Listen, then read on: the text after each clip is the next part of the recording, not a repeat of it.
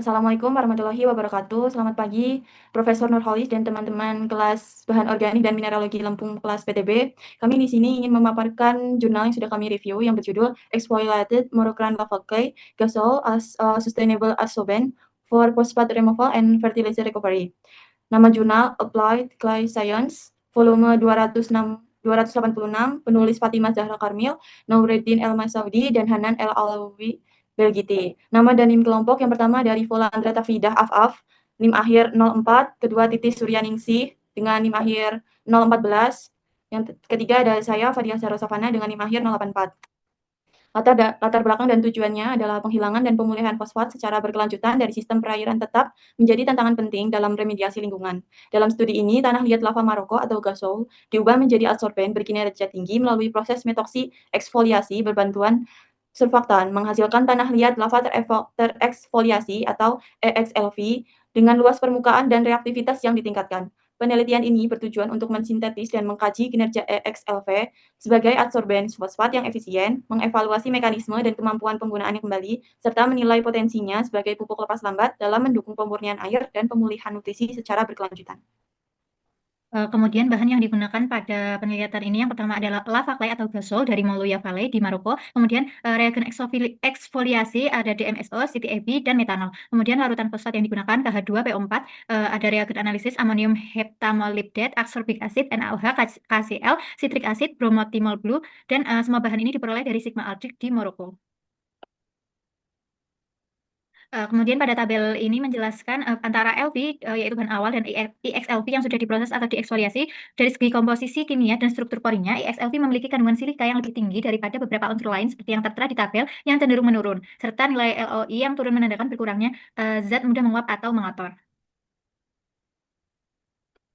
Lalu metode yang digunakan itu yang pertama ada preparasi EXLV, yaitu yang pertama aktivasi kelai dengan balmil selama 10 jam, lalu interaksi dengan DMSO 80% yang diaduk selama 6 jam, lalu pencucian metanol sebanyak 5 kali yang menjadikan MXC, kemudian CTAB dicampurkan dengan sonikasi dengan 240 watt selama 48 jam yang menjadi nanosit atau MLV, kemudian dicuci dan dikeringkan dengan 60 derajat Celcius yang menjadikan EXLV. Yang kedua ada uji absorpsi dengan suhu 20 derajat Celcius, larutan fosfat 1000 mg per liter, kemudian medianya yaitu air laut, sungai, payau, dan air keran.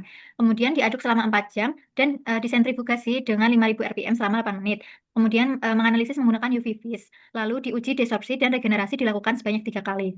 Kemudian dilakukan karakterisasi yang mengacu pada data tambahan, yaitu suplementari data yang diambil dari jurnal. Berikut ini alur preparasi EXLV yang dimana dari awalnya Moroccan lava clay yang diubah menjadi LV nanosit atau EXLV.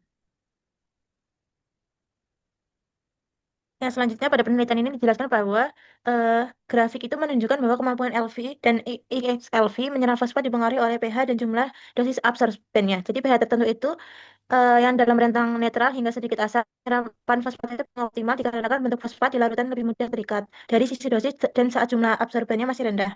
Next.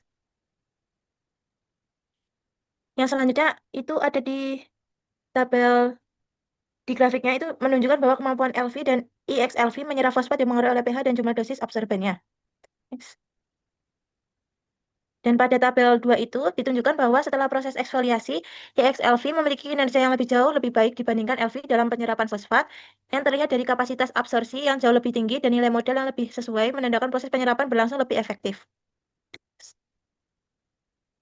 Yang selanjutnya dijelaskan di tabel ketiga, di mana proses penyaringan air menggunakan bahan liat lava itu telah dimodifikasi dan mampu memperbaiki kualitas berbagai jenis air laut atau payau atau sungai dan keran. Setelah disaring dan sebagian besar zat pencemarnya seperti fosfat, sulfat, dan bikarbonat mengalami penurunan yang cukup signifikan sementara pH di airnya tetap stabil dan beberapa mineral hanya sedikit berubah.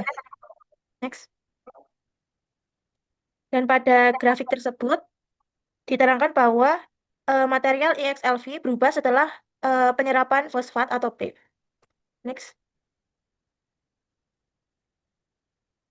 Dan pada tabel kelima itu dijelaskan bahwa hasil unsur-unsur yang larut dari material EXLV-P ke dalam air pada hari ke-0 dan ke-6 hasilnya memperlihatkan bahwa beberapa unsur seperti aluminium, silikon, dan kalsium sedikit meningkat seiring waktu, sedangkan magnesium dan kalium justru menurun cukup jelas, yang menandakan bahwa sebagian unsur dilepaskan ke air sementara sebagian lainnya mungkin sudah bereaksi atau terikat lebih kuat ke dalam material tanah. Dan tabel yang terakhir itu menunjukkan bahwa IXLV memiliki kemampuan jauh lebih tinggi dibandingkan LV dalam penyerapan dan penyediaan fosfor dalam tanah. Next. Untuk kesimpulannya, EXLV berhasil disintetis dari lava clay melalui metode eksfoliasi yang sederhana dan ramah lingkungan. Material ini menunjukkan kapasitas absorpsi fosfat yang sangat tinggi, yaitu mencapai 72,3 mg, jauh lebih besar di 1 mg. Mekanisme absorpsinya didominasi oleh proses semisorption, terutama melalui pertukaran ligan dan interaksi elektrostatik. Selain itu, EXLV efektif digunakan pada berbagai jenis air dan memiliki kemampuan penggunaan ulang yang baik, dengan efisiensi tetap di atas 85% hingga 5 siklus pemakaian.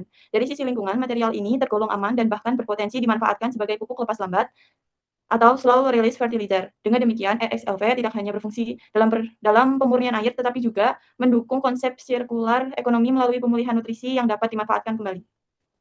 Sekian pemaparan dari kami pada hari ini. Terima kasih atas perhatiannya. Kami tutup. Wassalamualaikum warahmatullahi wabarakatuh.